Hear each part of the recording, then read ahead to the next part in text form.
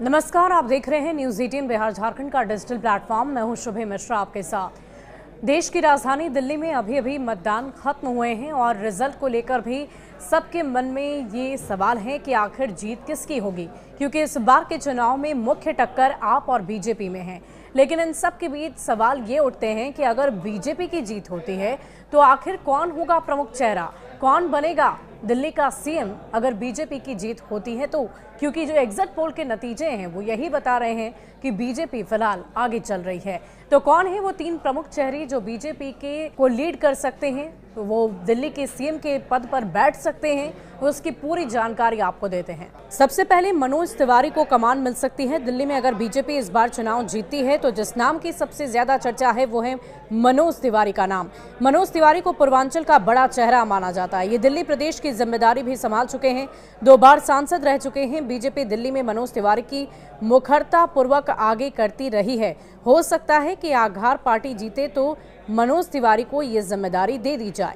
दिल्ली की रोहिणी विधानसभा से बीजेपी प्रत्याशी और विधायक विजेंद्र गुप्ता एक बार फिर से इस सीट में चुनावी मैदान में हैं।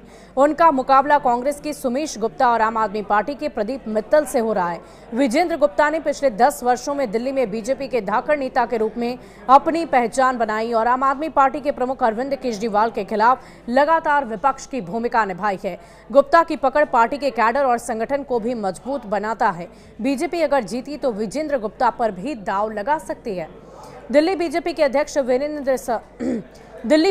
अध्यक्ष वीरेंद्र सचदेवा ने इस चुनाव में बहुत मेहनत की है। उनका नाम भी दिल्ली बीजेपी के बड़े नामों में शामिल है। अगर दिल्ली में पार्टी जीतती है तो उनका योगदान भी माना जाएगा। ऐसे में अगर पार्टी को जीत मिली तो पार्टी इनको भी सीएम का चेहरा बना सकती है।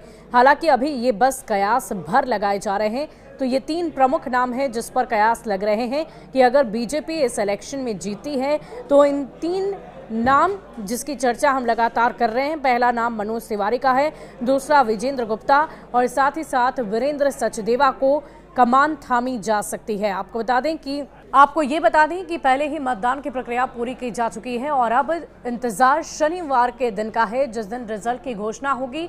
देखने वाली बात होगी कि जब मतगणना का कार्य पूरा होगा उसके बाद ये जीत किसकी होती है। क्या बीजेपी के पक्ष में लोगों ने मतदान किया है, क्या लोगों के दिल में केजरीवाल होंगे या फिर इस बार दिल वालों की दिल्ली बीजेपी पर भरोसा करेगी, ये देखने वाली बात होगी। लेकिन इन सब के बीच 3 नाम प्रमुख तौर पर दावेदार बीजेपी के बताए जा रहे हैं। शुक्रिया।